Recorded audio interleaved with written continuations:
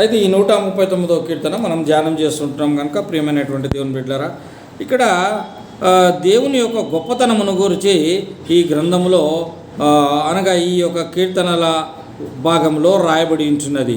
అయితే ఇక్కడ మనం చూస్తున్నాం ఏంటిదంటే దేవుని యొక్క గొప్పతనం కనిపిస్తున్నది. ఆయన యొక్క గొప్పతనం ఏ విధంగా ఉన్నది, మనము 1 నుంచి కూడా 6 వరకు చూసినాం. ఇక్కడ 1 నుంచి ఈ యొక్క 6 వరకు కూడా ఇట్టి తెలివి నాకు మించినది, అది అగోచరము, అది నాకు అందదు.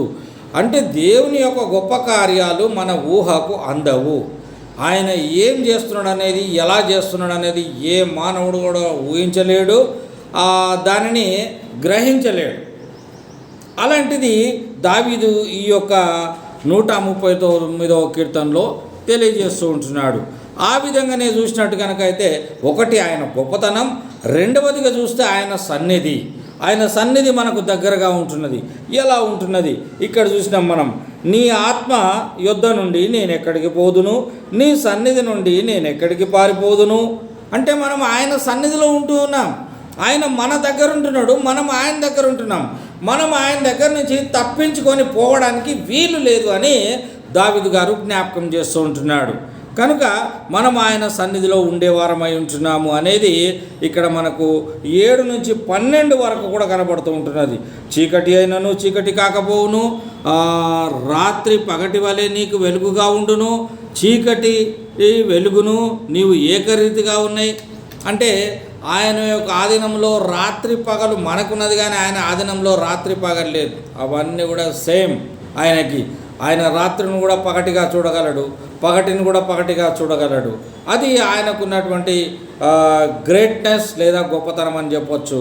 ఆయన ఏంటంటే సర్వవ్యాపి, సర్వాంతర్యామిగా ఉంటున్నటువంటి దేవుడు యేసుక్రీస్తు ప్రభు అని చూస్తుంటున్నాం. ఇటు వచన భాగంలో 1 నుంచి 6 వరకు ఆయన గొప్పతనం కనిపిస్తూ ఉంటున్నది. 7 నుంచి 12 వరకే ఆయన సన్నిధి మనకు కనబడుతూ ఉంటున్నది. అలాగున చూసినట్టు కనుకైతే ఈ 13 నుంచి 18 వరకు ఆయన చేసిన కార్యాలు కనబడుతూ ఉంటున్నాయి. ఆయన చేసిన కార్యాలు ఎలా కనబడుతూ ఉంటున్నాయి నేను ఒకసారి చదువుతున్నాను, గమనించండి. నా ఆంతరింద్రియములను నీవే కలుగజేసిదివే, నా తల్లి గర్భం నందు నన్ను నిర్మించిన వాడవు నీవే. నీవు నన్ను కలుగజేసిన విధము చూడగా భయము ఆశ్చర్యము కలుగుచున్నది. అంటే దేవుని యొక్క సృష్టి ఏ విధంగా ఉన్నది, మనల్ని ఎలాగూ సృష్టించాడు అనేది ఇక్కడ తెలియజేయబడుతూ ఉంటున్నది. అంత మాత్రమే కాక ఆయన సృష్టి, ఆయన చేసిన విధం చూస్తే మనకు భయం కలుగుతుంది. అంటే ఆశ్చర్య కార్యములు, భయకంపితమైనటువంటి కార్యములు ఆయన చేశాడు. అందును బట్టి నేను నీకు కృతజ్ఞతాస్తుతులు చెల్లించుచున్నాను. అంటే నీ గొప్ప కార్యాలను బట్టి నీకు కృతజ్ఞత తెలియజేస్తున్నా. నువ్వు చేసిన కార్యాలు చాలా భయకంపితమైనటువంటివి కనుక నేను ఎక్కడి నుంచి తప్పించుకోలేను.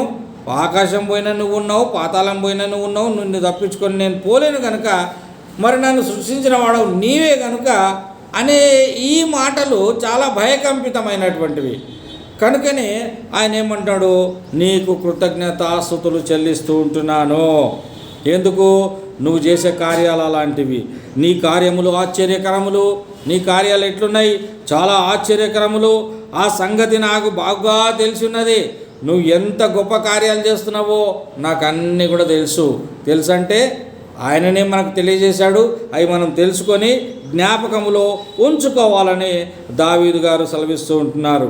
నేను రహస్యమందు పుట్టిన నాడు, భూమి యొక్క అగాధ స్థలములలో విచిత్రముగా నిర్మింపబడిన నాడు, నాకు కలిగిన ఎముకలు నీకు మరుగై ఉండలేదు.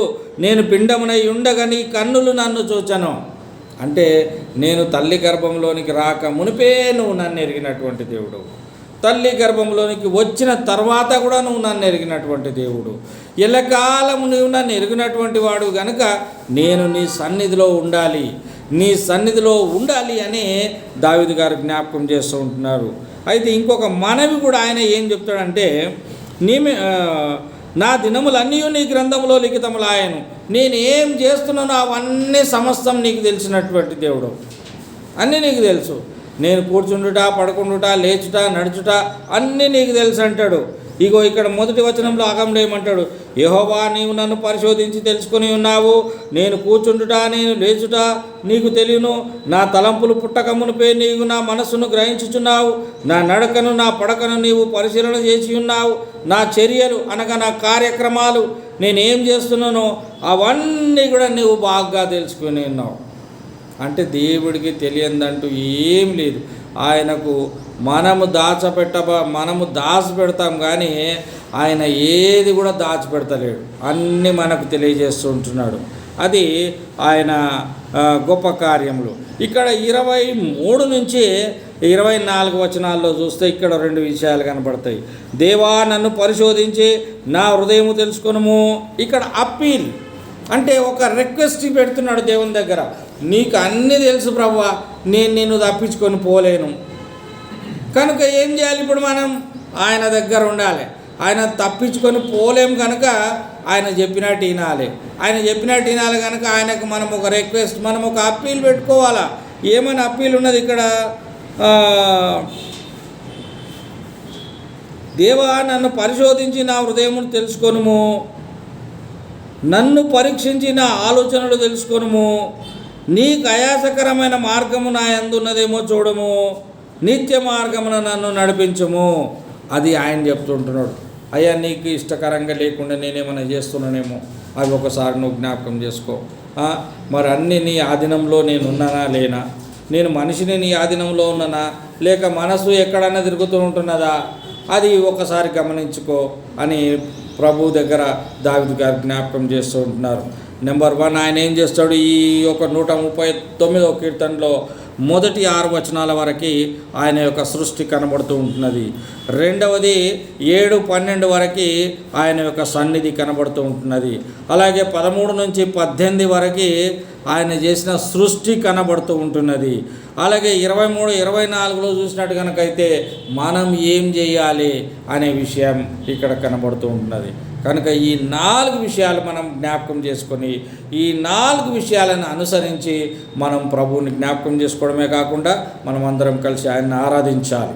అలాగూ ఆరాధించే విధానం దేవుడు మనకు నేర్పిస్తున్నందుకై ఆయనకు వందనములు తెలియజేస్తూ ఈ సమయం అంతా కూడా మరి ఆరాధనలో గడపడానికి ఆయన మనకు దయచేసి ఉన్నాడు. అలాగే మనం ఆరాధనలో గడుపుదాం కాక. ఆమేన్.